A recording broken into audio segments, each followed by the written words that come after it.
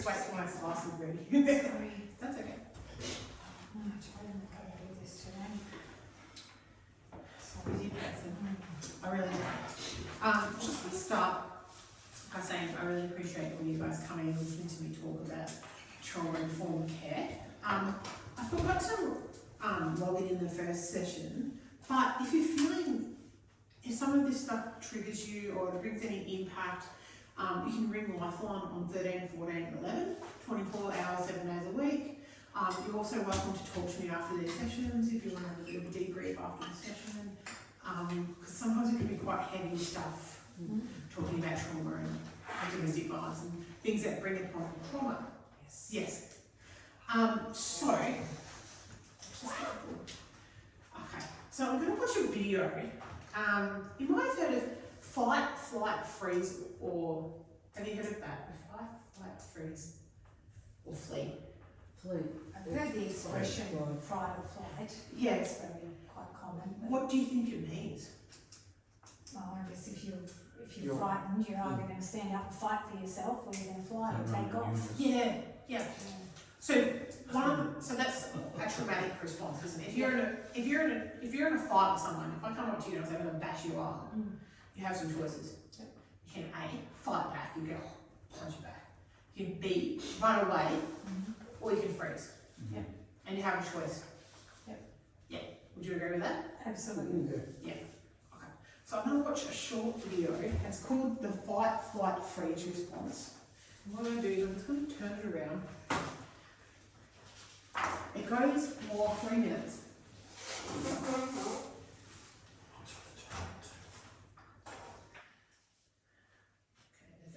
Oh, KFC, I like your screen. Yeah. Hang on, let's see if we can turn it around. Hang on. Let's get the volume right. Yeah, I don't have YouTube Premium. Do any of you guys have YouTube Premium? No. No. Pretty sure I started both. Oh, you're right, good. Yeah, I'm sure. I can, Anthony's putting doubt in my mind. I want to make sure. I can, That one's going. yeah. Bing bong. Good. Okay, good. Okay. Do you have to mention all the other things I'm just. So, about the buzzers and all that? Yeah. Oh yes, sorry guys. If there's an emergency, we all meet outside in Faraday Street. Yep. They'll instruct us what to do. Yeah, cool. Thank you for reminding. Okay. I'm going to. Chris, are you worried about cavities? Let Dr. Rob help you. He switched to Oral-B IO electric toothbrush. Its round brush head is designed to help you run circles around cavities, even in your back molars. Oral-B IO hugs each tooth to clean your back molars in circles to remove up to 100% more plaque than your manual toothbrush. Use with Oral-B paste to help fight cavities. Oral-B IO electric. Is that Run too loud? circles around cavities. Have self-protective mechanisms to help us survive. Our fight, flight or freeze survival response, the FFF for short, is designed to mobilize our brain body to fight an enemy, run from an avalanche, or freeze to hide from a predator. Our brain sometimes misinterprets safe situations as dangerous and can set off false alarms. When the amygdala, our brain's watchdog, senses and barks danger, our body enters survival mode quicker than our rational mind can react, leaving it trying to figure out why we feel in mortal danger. When the FFF alarm is sounded, we start to breathe more quickly and shallow, causing hyperventilation, and our heart starts beating very fast. These changes can cause strong chest pain, which many people interpret as symptoms of a heart attack, when in fact it's just a result of the FFF activation, which can be relieved through breathing exercises. As a way of getting you ready for action, blood is diverted towards the major muscle groups. Blood flows away from our digestive system, causing the bladder to relax, and we might feel the need to pee. The mouth goes dry, nausea can occur, and we get the butterflies feeling in our stomach. Blood also rushes from extremities, leaving us with cold hands, but often sweaty palms as the action-ready body starts sweating to avoid overheating. Legs and hands can start trembling and feel weak, while tension starts building in big muscles like the thighs, neck, and shoulders. In our head, FFF alarms cause our brain to focus on negative memories, probably so it can scan them to avoid danger and negative outcomes. We get tunnel vision as our pupils dilate to increase our focus and long vision, but as a result, we lose our peripheral vision. FFF activation also reduces our ability to recognize differences in facial expressions. Too much oxygen and too little CO2 can result in dizziness or lightheadedness, which many people interpret as signs that they might faint. But because fainting is caused by a drastic drop in blood pressure, and because the FFF increases both our heart rate and blood pressure, it's nearly impossible to faint when this happens. Over time, depression, anxiety, and high levels of stress all harm the brain's ability to slow or cancel false FFF activations, causing them to happen more often. Knowing the symptoms of false activations makes it easier to recognize and reduce their effects. At Tanky Boxing, you can learn both bottom-up and top-down techniques to reduce false FFF activation and bring your body back to balance. Okay. Let's just. The art is just pretty phenomenal. What did you think? What did you guys think of the video? Yeah, great. Very good. Yeah, tell us the good things about it.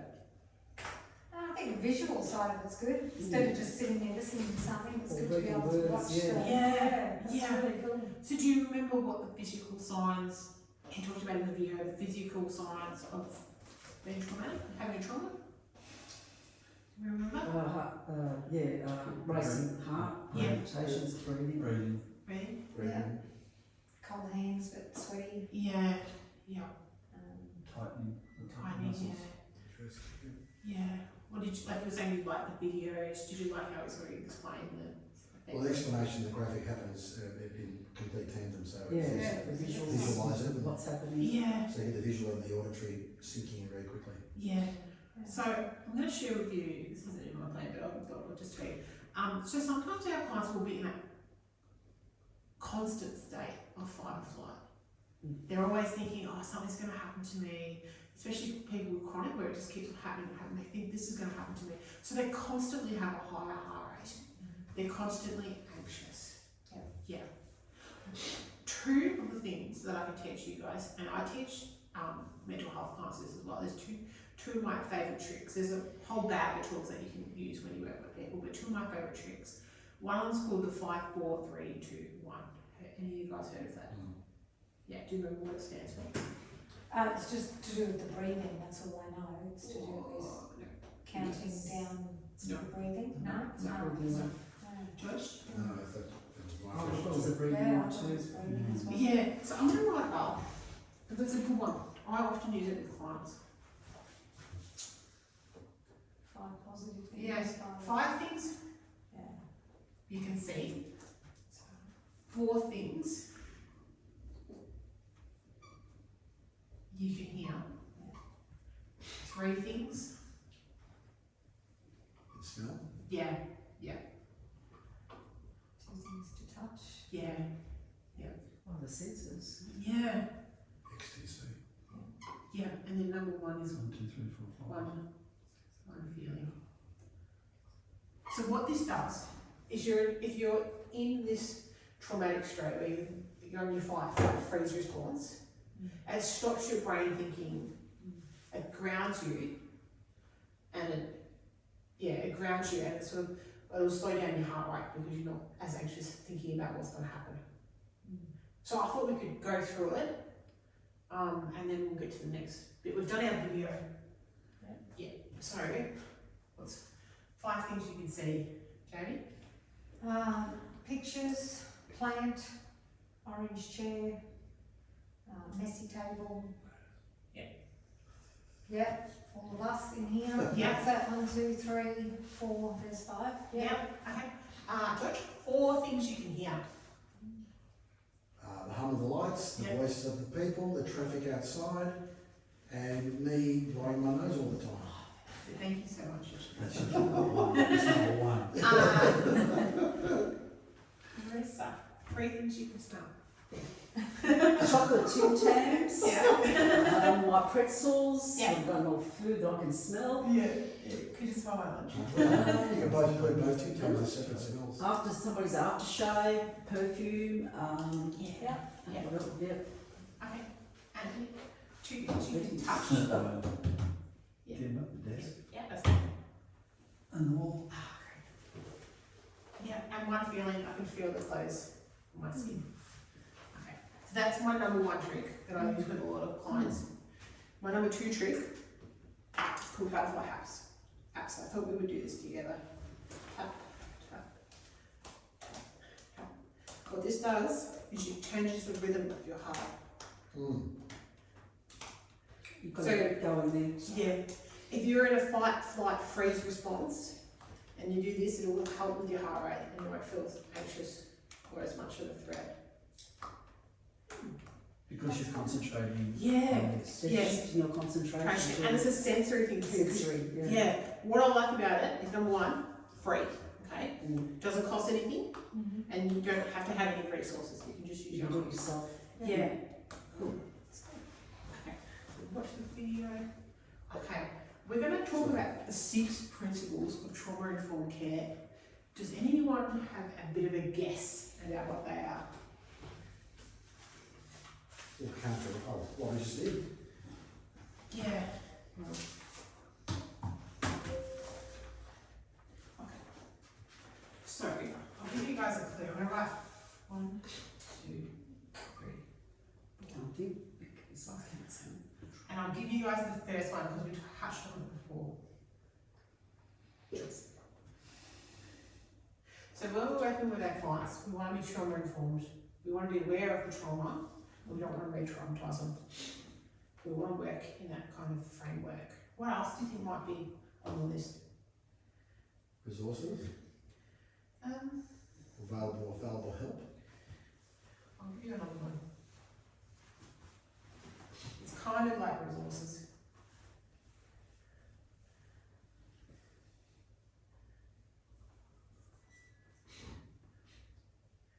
Yeah. So if we have awareness of different cultures, that's a resource. What about honesty? Do you think that would be? Yeah. Absolutely.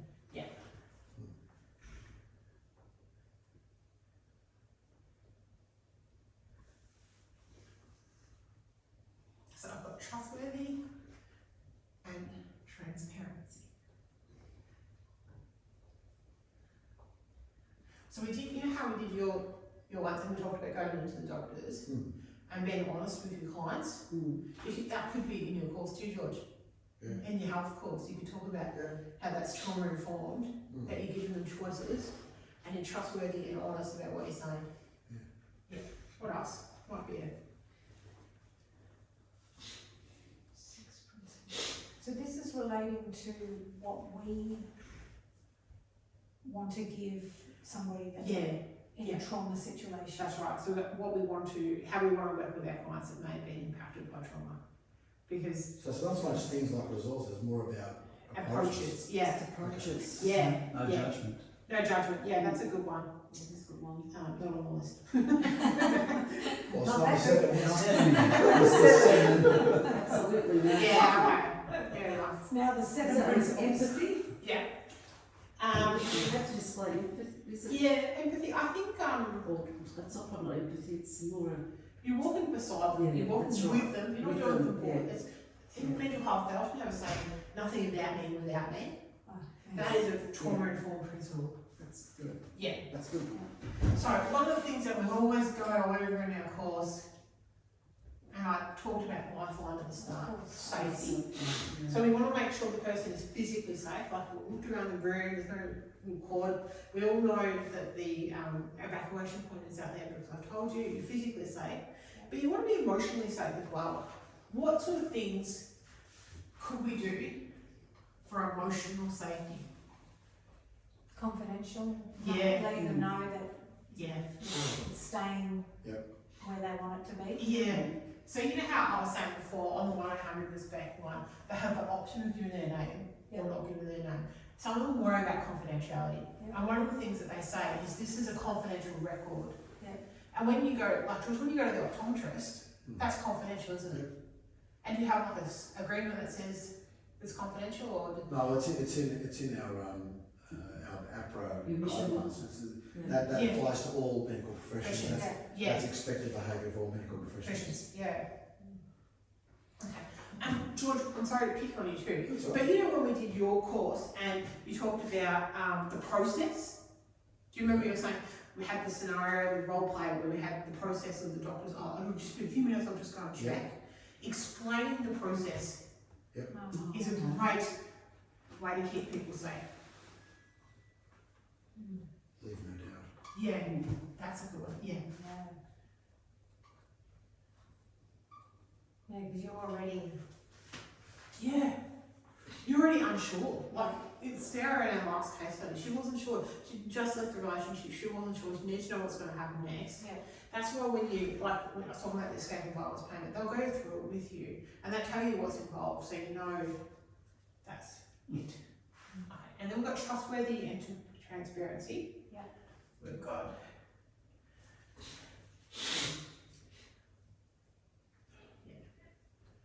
Yeah. Overlaps with safety as well. So say what you do. yeah. Jamie, you were saying choices with the aged care people. Can you give me like an example of what sort of choices? Because you would work in this sort of model with trauma informed. I mean, obviously they've got the choice to follow your suggestions, or Yeah. they've got the choice to stay where they are and Yeah. just keep ringing when they need to. Yeah. Or follow some suggestions and not follow others. Yeah. Yeah, so choose what they do. Choose what Yeah. choose their choose the option. Choose their path, their option. The options. Yeah. So I was a social, when I was a social work student, one of the phrases that I learned really quickly was, I'm just wondering what would happen if you had it at this time. Not, you're going to do it at this time. Not, we have breakfast at this time. Yeah. I'm just wondering, does that work for you? Yeah. Yeah. Yeah. And I use it a lot. I say, I'm just wondering, you know, have you thought about this? You know, just wondering. Okay, and then number. They all overlap these principles as well, I should add. Yeah. So in domestic violence, often what they'll do is they have a safety plan with the client. Number one thing when doing a safety plan with the client is the expert of their life. What have they already been doing to keep safe? They are the expert, not me, them. 100%. And people think, oh, I'm the professional, I'm the hospital, blah, blah, blah. No, them. Yeah. They know what works for them, they know what doesn't work, they've been keeping themselves safe up until this point, they know.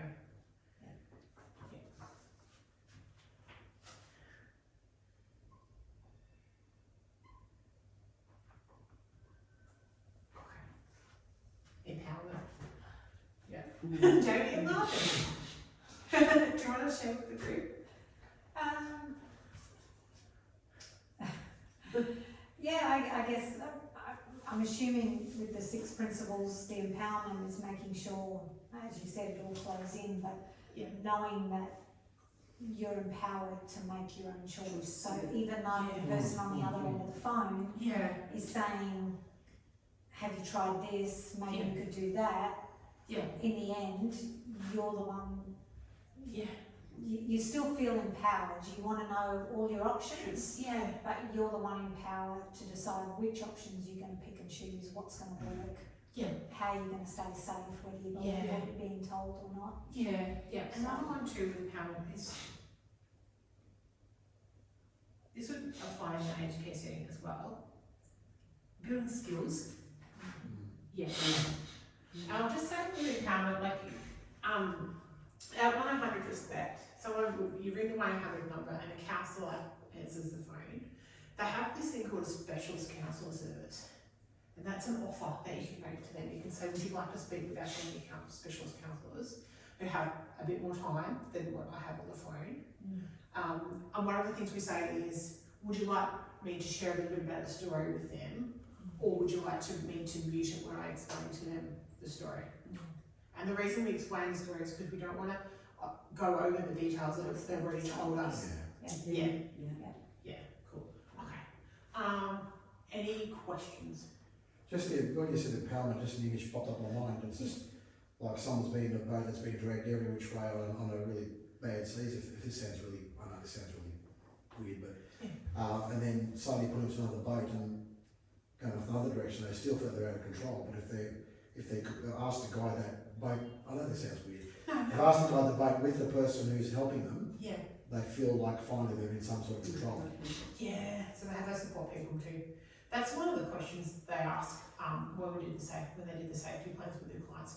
Have you got any family, friends, neighbours or people that are a support? And that comes under resources as well, with people that are supportive. But do you find, again, like I said before, do you find that because most people that are in, I'm assuming in a domestic violence situation primarily, it's embarrassing. So even if they probably do have a neighbour or a sister that would help, Yes, At that point, the fact of actually telling people that you're in that situation, it's easier to talk to a stranger than it is to admit. that I can agree with that, yeah. So even though you may have the resources, I think there would be times when you wouldn't want to use those Yes, resources. sometimes some women will say, I go to my mum's house when this happens. I haven't told my mum what's happening, but I go to mum's. Yeah. And it's part of the safety plan. Yeah. Yeah. Yeah. Yeah. Cool. Any more questions? George, do you have a question? No, No. it's just good. Okay, I'm going to leave it up. We all have the lesson to hand out on whiteboard. Let's do this laptop over there. Okay, can we get a reader? Jane, come turn. Yeah. Michael is a 45-year-old man accessing a community support service after experiencing homelessness for several months. He recently moved into temporary accommodation after sleeping in his car. Do you want to keep going? Marissa, would you mind reading for us? Oh, Michael shares that he lost his job 2 years ago and soon after separated from his partner. During conversations, he appears guarded and gives short answers. If asked too many questions at once, he becomes frustrated and says, why do you need to know all that? He avoids talking about his past and changes the subject when asked about family. Staff have noticed that Michael becomes anxious if appointments run late or if workers change without notice. On one occasion, when a worker entered the room without knocking, he raised his voice and became visibly upset. Michael has missed 2 recent appointments. When contacted, he stated he doesn't see the point and feels services don't really help. Yeah. What do you guys think about the case study before we start the questions? What do you think about Michael? Michael's life sucks. Yeah.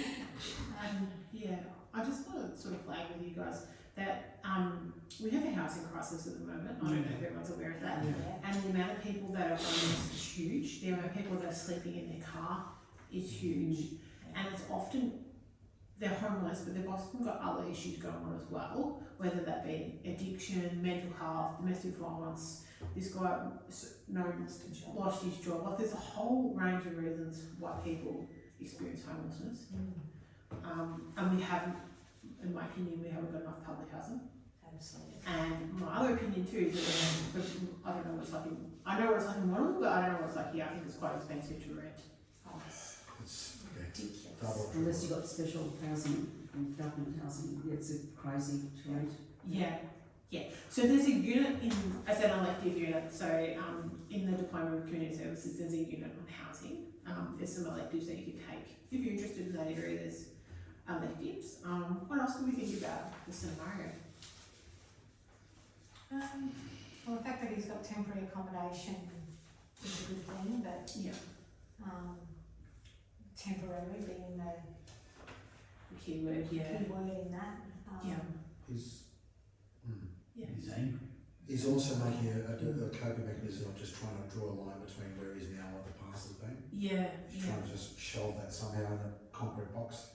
yeah, Forget about it. yeah. And sleeping in your car is pretty rough as well. Mm. I would say that's pretty rough. That's pretty hard going.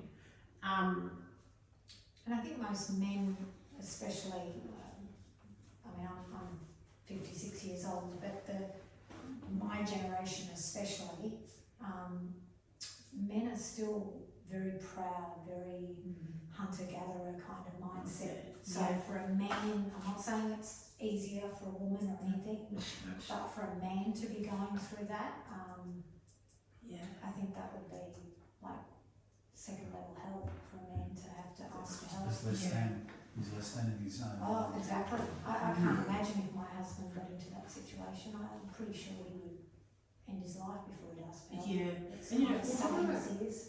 The one that we said resources to before. There's not enough, like, if you go to the Selway, in Womble, if you go to the Selways, there's a wait list for a house. Yeah. Mhm. If you want to go on the public housing register, huge wait list. Years. Like 10 years, something like this, isn't it? It's incredible. insane. It's a huge issue. Yeah.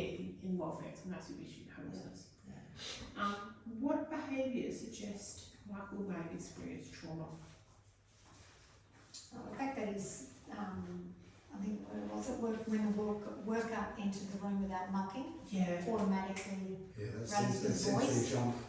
and he was visibly upset, so that sounds to me like, He avoids talking about his past. Yeah. He doesn't want to be questioned. Yeah. Yeah. Do you think that Michael would have seen some services that you really hug? yeah. Would you Well, the agree fact with that he said, you know, why do you need to know all that?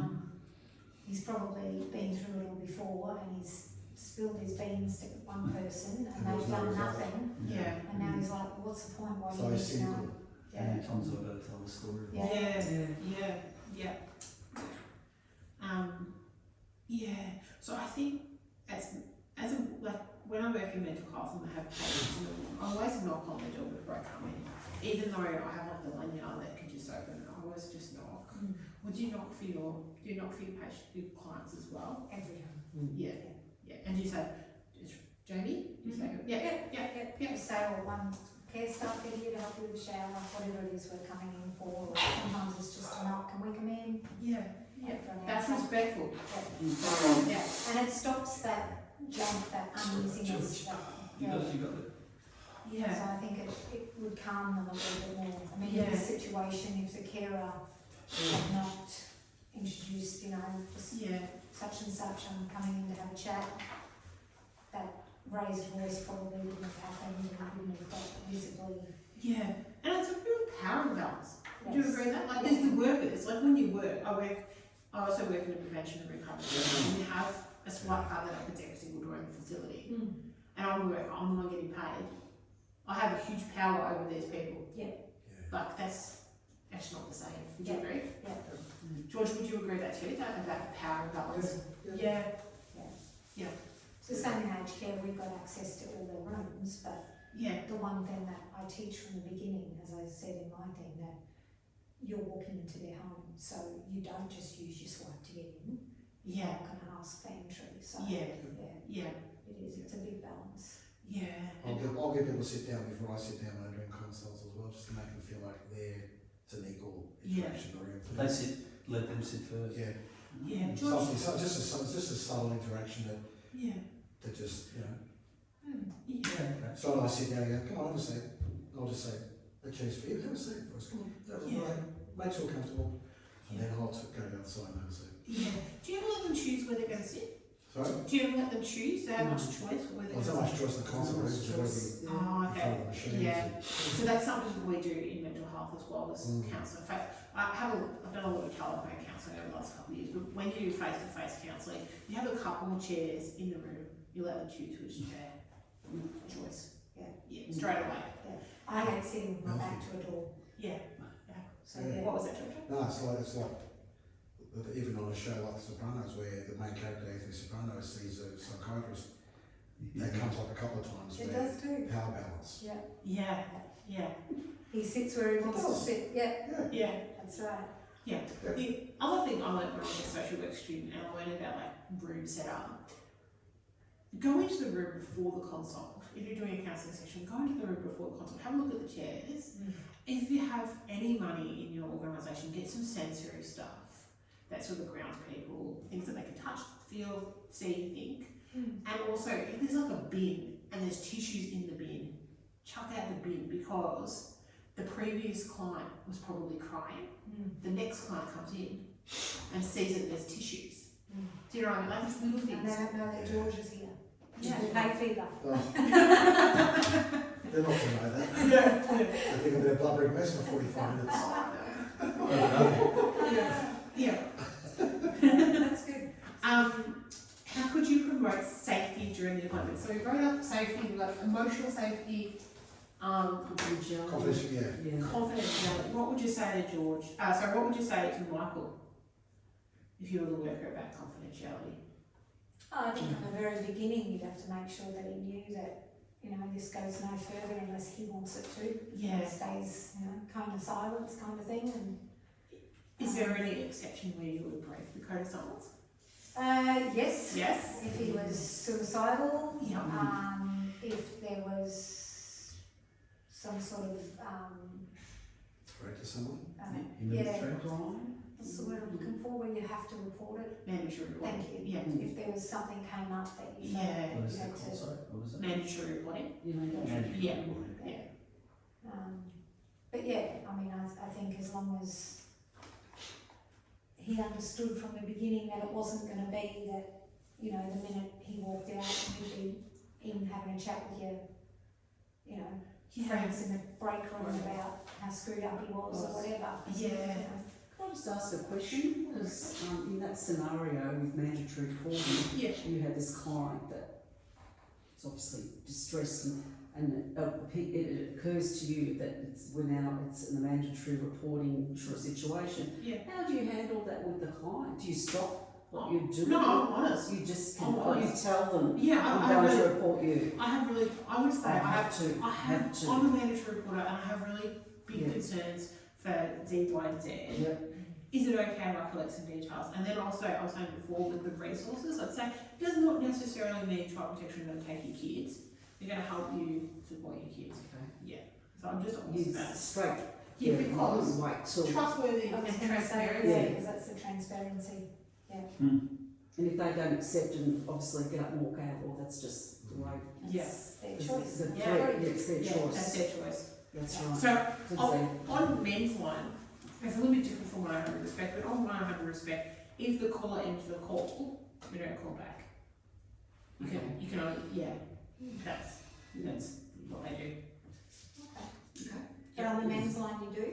Oh, it depends. So sometimes if people come on the men's line and they go on chat and there's a big risk, I'll say, can I ring you and have a talk about this? Yeah, so sometimes. How much time do I have? That's it. That's it, okay. Wow. Okay.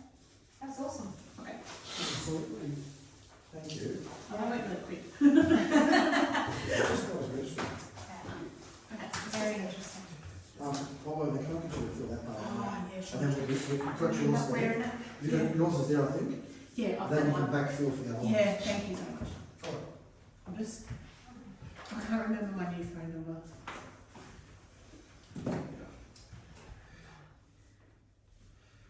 Tell you what, Jamie, your phone's like our Kramer's car when he was on empty and he was trying to charge Still the phone. Go, you see how far he can go?